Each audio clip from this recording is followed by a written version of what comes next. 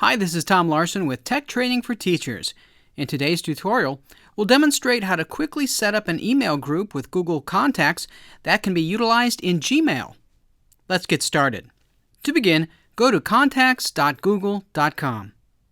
Once there, click the Create Label link on the left-hand side of the screen. I'll call this label Parent Group. You'll now see the newly created label in the sidebar. To assign contacts to this label, simply mark the selection box next to their names and then drag and drop the contacts onto the label.